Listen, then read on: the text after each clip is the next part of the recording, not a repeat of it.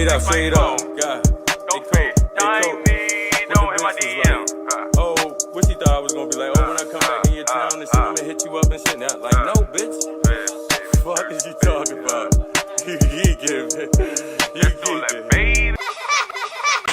What it do, YTZ? It's your motherfucking Doug 2 Tall Bishop Jones, and you know what the fuck going on, nigga? Foul, nigga. And today, we got something special, y'all. We here with drum roll, please. The one and only's. They sick of me's. Clock that. You gotta clock it. What it do, YTZ? Y'all? We back with another review. All right, look, I know y'all been waiting for the reviews, but we back. We've been going out. We've been watching movies. Movies back in style. Thank and you. Today, we're going to talk about Sinners. Number one movie of Number one 2025. Hands down. Before this even start, y'all, 10 out of 10 on for me. 1,000 out of 10 for me. 1,000 out of 10 for her. And she don't even like horror. She can't stand the suspense, y'all. The fact she sat through this entire movie, and it what was it, 6:30 to 8:30? It didn't feel that long. Mm-hmm. So the fact that she sat there throughout the whole movie, she ain't close her eyes, she ain't try to run out the theater. That means that this movie was that fucking good. And we want to give a shout out to the director, the producer, the writer, Ryan Coogler. Ryan Coogler. We want to shout you out, brother. You're bringing back the real Cinemax of the theater, of the art. 98 casted black people.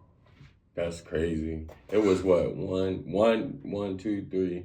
You could count on your hands how many other races was in this movie. Now, we ain't, you feel me, like that, but we just saying it's good to see our people finally just get the 100 on Rotten Tomatoes. Crazy.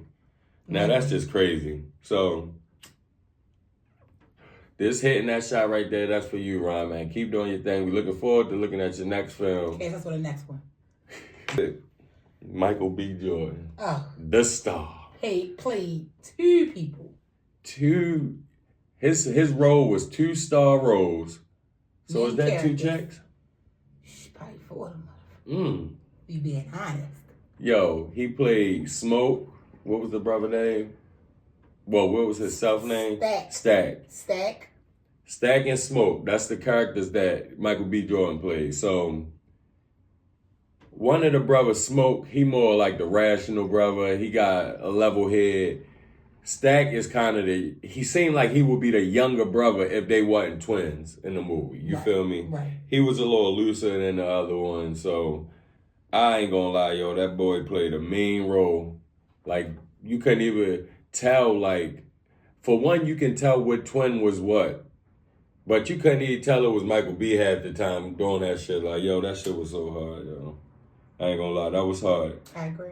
So I want to give a shout out to Michael B. for that role. He played 2 people in one movie. It's fucking crazy. He taking it to the next level. We got to look at him like a big star now, y'all. So that's just my opinion. That's my opinion. But the start of the movie, babe. So first, I was kind of confused because Church kept saying, wait till nighttime come. I'm like, why do you keep stressing I watched the trailer. The nighttime? So I'm like, huh? The nighttime? But it's going to make sense. It's going to make sense. For the first, I'd say half an hour, the movie, I wouldn't say boring. I would say a need to know part of the movie. You need to pay attention what the conversation's looking like. The characters, learn their ways and whatnot, because during the whole movie, it started to show each character and how they go through their ups and downs and whatnot. So you need to get to know all the characters. And I like how, I'm going to cut you off. Go ahead, man. I like how in the beginning of the movie, it was like a breakdown of how at the end of the day, all parts make a whole too. Mm-hmm. Like, we needed you for this, we needed you for this. So everybody come together and you can honestly create something so big. So I'm gonna say better together than we all part. Something I always say. That's a good. And on that note, it was all the races in one on that one. Absolutely. Chinese, blacks, the whites. Absolutely. They all came together. So spoiler alert. if you ain't seen the movie by now, I don't know what the fuck you watching this for. So turn it off right now. This is for the people that watch it and want to talk about it like how we do. So, in the beginning of the movie, like she said, they got to get together to make this juke joint. A juke joint ain't nothing but a, you feel me, a spot. That's the spot. You feel me? That's the spot. So they trying to make a juke joint. They got the Chinese people running this. They got this person cooking. They got this person playing the music, security. That's when all the characters come in. Like I said, the movie start off a little, but then when that bitch hit nighttime, before nighttime hit, that motherfucker skyrocketing. You're not going to be able to take your eyes off the screen. That's a fact. And like he said earlier, I'm not good with suspense. I'm not good with the unknown. Mm-mm. So normally I'm like, just tell me what happened. But I'm like, no, I need to watch to see what happened because, Yeah. So, yeah. The lady, the couple, Grace, the Chinese lady and her husband. Yes. I like the way that they play the role like Chinese people that been living around black people their entire life, yo. They played that role so fucking good. They blended in with the black folks so good, yo. So I like that. I like that about the movie, how he was just putting different perspectives into one. That shit is fire, yo. And Grace get it cracking. She gets it cracking. In the movie, Grace did some crazy shit, man. So, like I said, spoiler alert, skip this part or whatnot, or just leave this video alone, y'all. In the movie, when the vampires is trying to take over the juke joint, because that's what the plot pretty much is about. They trying to kill everybody to get to this young dude named Sammy, a mean blues player. He played that guitar, and he played that guitar real good, and the devil won his soul. So that's what the plot of the movie is. So you figure that out going through the twist, and that's another thing I told Nell, like, I couldn't predict the movie. I usually could tell you what's ready to happen in every movie that I'm watching. It could be a new movie. I know exactly how it's going to end. But this one, I had no fucking clue. That shit had me jumping every fucking 10 minutes. Once that shit kicked off, it wasn't stopping. All right, so let's start with, you want to start how we got introduced to the vampire part, or you want to take a little bit back when they go to the different plantations to gather everybody? Oh, that was a good one. So that's how we was introduced to all the characters. Grace, so Smoking the twins Smoking Stacks, which is played by Michael B. Jordan. Grace and her husband was the Chinese couple. They ran the like local mini mart. So they was getting the food and stuff from them. Then they would go over to he went home. We heard Smoke went home, and we found out that him and Annie, which is, I call her the voodoo lady. Throughout the movie, she the ones that played with the voodoo and the spirits and stuff like that. So she knew how they operate. She knew what they didn't like, what they did like, how to get them to where they needed to get them, or stop them from doing at least shutting them down for a second enough to get up out of it. He said we would we look at the scenes. They go to each of the plantations. They get your boy Cornbread, the big dude from off of 8 Mile, the 10 freaky girls. They used to say I used to look like him when I was... No shade, I kind of see it. I used to hate that shit. I kind of see it. Especially when he gets turned into a vampire. Yeah, I definitely see that. All right. Oh, throughout the movie, too, your boy Smoke, Michael B. Jordan, was in love.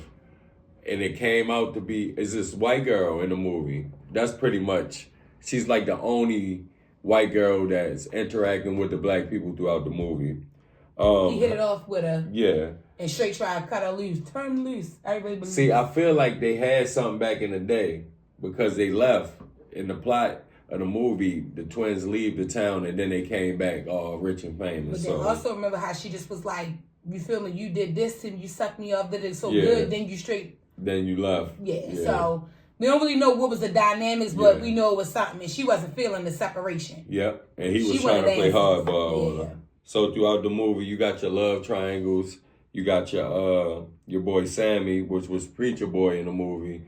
His role was real big. He hit it off. What's the lady name? Pearline. He hit it off with Pearline, the little married lady.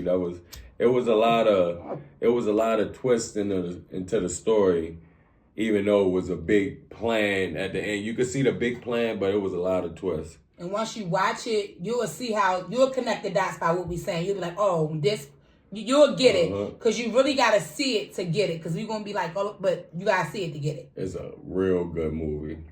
I think one of my favorite scenes was when they was in the juke joint and they was playing them, and it was playing music, and it was also narrating how the how do I want to put it, the music culture. yeah, our music culture as Black people, the music culture, how it advanced throughout the years, but they had the scene as in like 1970s, 30s, but yeah, they was the 30s, but they had like the 2000s, the 90s, the 80s, now, like all the stages in the same room, yo, that was dope. Compton, Crip Walking, they was reggae. Doing, they was doing everything that we was doing. Everything. So let's get into straight to how the peak of the movie. All right, how the white man come out of nowhere on fire. Yeah, I was still trying to figure that out. So the main vampire randomly just pops in the screen. Boom. To me, it seemed like he jumped or fell or something like that. Now that we was talking about it after we watched it and stuff, we thinking he was flying, trying to get away from the Indians that was chasing him. I forgot they had Indians in the movie. Yeah. So it was showing a lot about how it was back then. And we think it was just this, and this hanging around each other. That was false. It seemed like everybody interacted with everybody after the slavery time. The Indians crazy the whole time. They warned the couple, like, if you hide him, you're going to regret it. Because they obviously caught him. Yep. They obviously was this close to having him. Yep. Preventing him from doing what he did. As you know, in order for a vampire to come into your home, you have to invite them.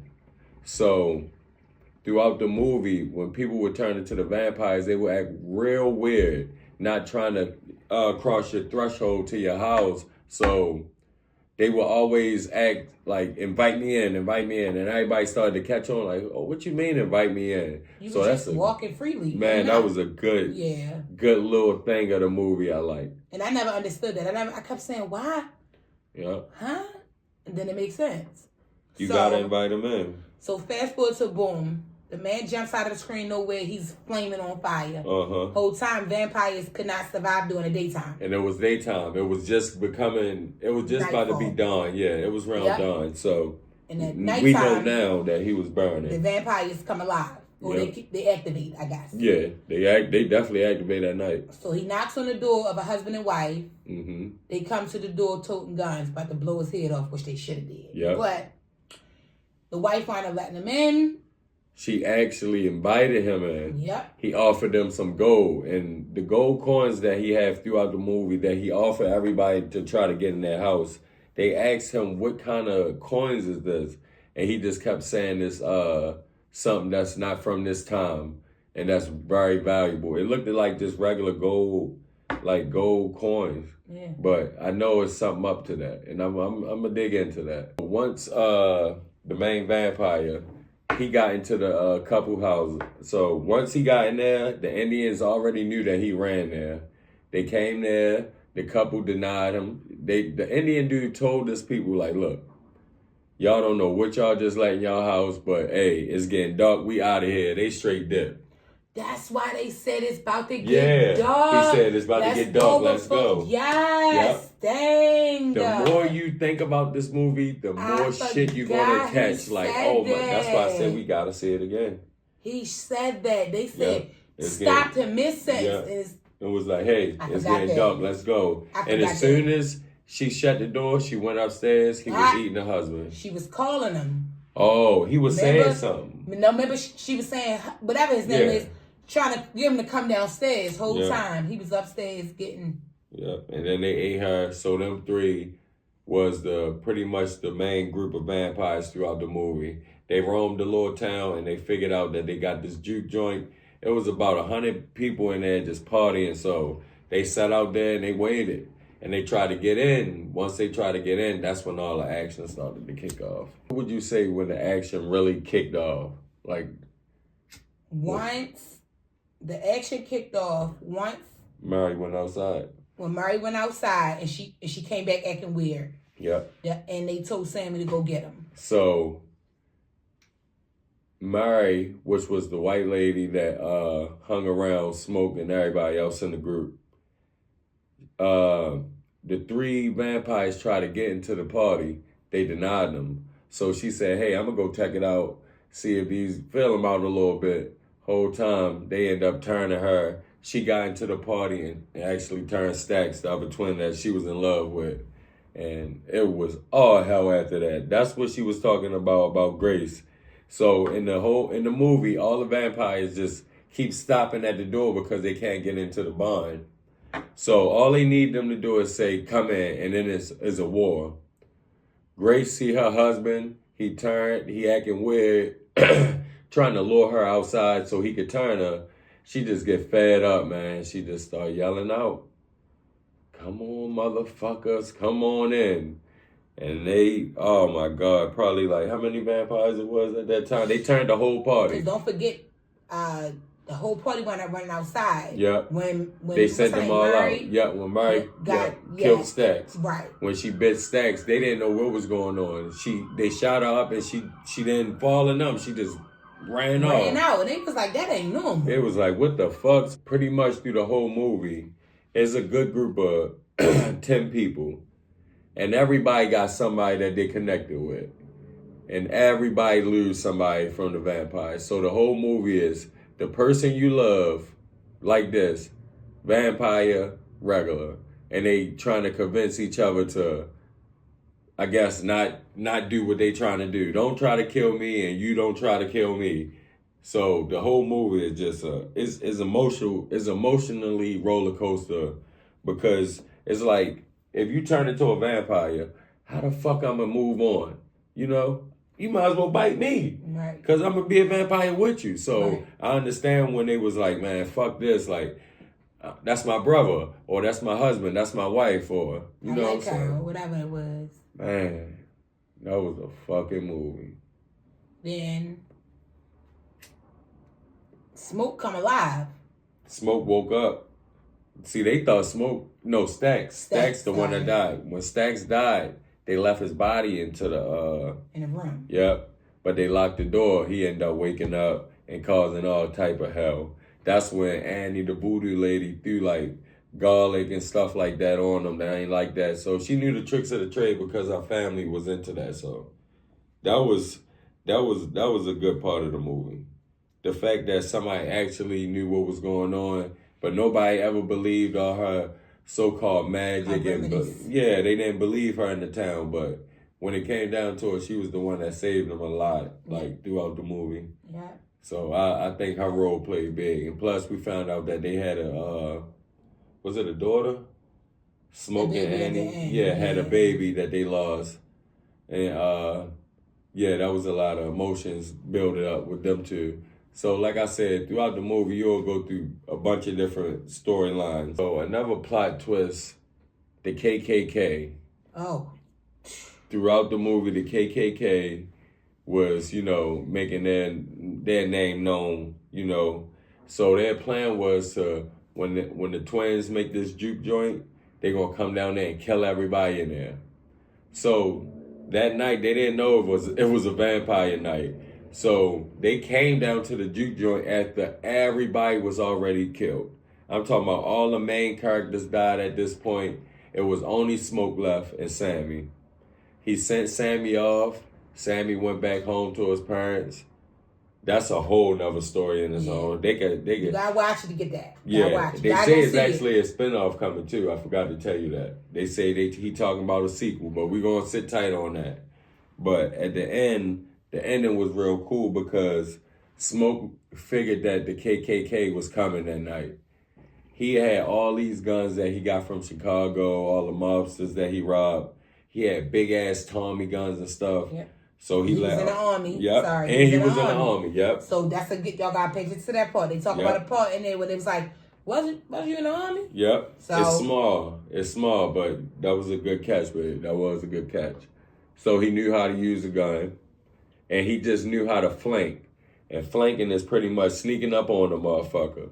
So he let all of them gather around the building. They ain't know what the hell just happened there a few hours ago. When I say he lit up about 100 motherfuckers in about 15 seconds. Right.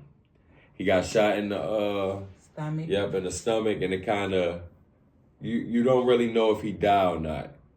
it kind of just go off with him looking at his baby that they lost and his old lady Annie. So after he tore the KKK man up. Yep. Oh yeah, he tore his ass up with that. He probably hit him 100 times by himself. Yep. So all in all, y'all, all around the board, it was a good ass movie. And again, everything will make sense when you watch it. Yep. We try not to spoil it, but spoil at the same time, but everything will make sense. Yep. You gotta see it play out. Like I said, this for the people that already watching, just want to have conversation about it, just like how we do. So y'all make sure y'all get in the comments, ask questions, just have conversations, and we gonna hop on there with y'all. You feel me? We gonna get y'all more of these videos. We gonna get y'all more content. You already know, Chanel turning up. You feel me? Get ready for her get readies, and I mean, things of the sort. Yeah, she coming up, y'all. She about to come up. Make sure I'm gonna tag her page, y'all. Make sure y'all follow her page. We're gonna post the other video on her page. That way y'all get to know her a little bit. Y'all know she do a little bit of everything, so get ready for that. The Knicks on y'all, so we about to get out of here. Peace and blessings. Peace in a bottle of Magic Hair Grease.